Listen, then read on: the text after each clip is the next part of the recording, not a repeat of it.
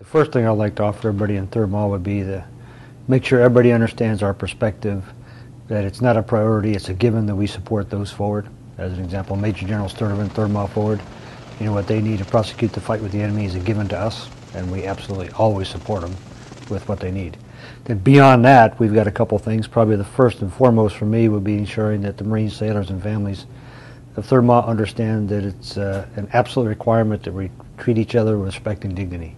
For me, everything flows from that all the way through being operationally ready. So we'll continue to reinforce this inside of our campaign plan. The first thing is respect and dignity. So we'll continue to force that with everybody inside of 3rd MAW.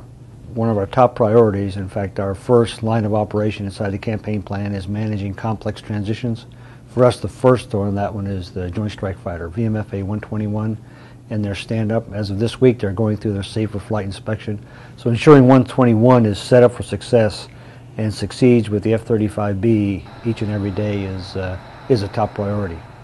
And the second one for us is what we're embarking upon is a campaign on committed, engaged leadership, making sure everybody inside of 3rd MAW understands the absolute necessity for continuing the transformation that happened at boot camp and OCS, and that leaders at all levels understand their responsibility to the institution and to those they lead.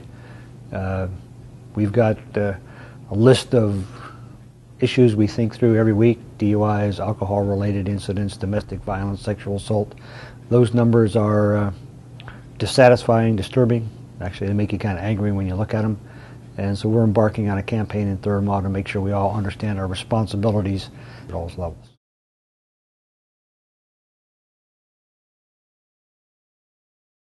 We have to ensure that we treat each other with respect and dignity.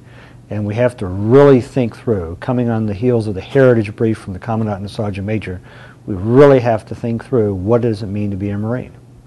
And we're going to take some actions over the next year, and actually it's going to start in January, to try to reinforce some of that, to try to get people to understand, think it through, and accept ownership of the problem and the solution, more importantly, that maybe we haven't seen over the last 3 or 4 months.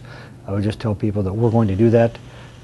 Embark on the campaign, that the Sergeant Major and I, this isn't the final name for it, but we just cannot allow each other to continue to fall. We just can't do it. And we're going to find some ways to make sure that people take ownership of that and actually lead and make a difference.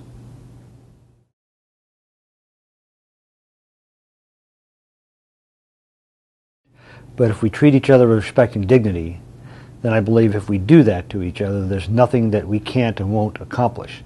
And if there's nothing that we can't and won't accomplish, then we're essentially turning every perceived challenge into an opportunity.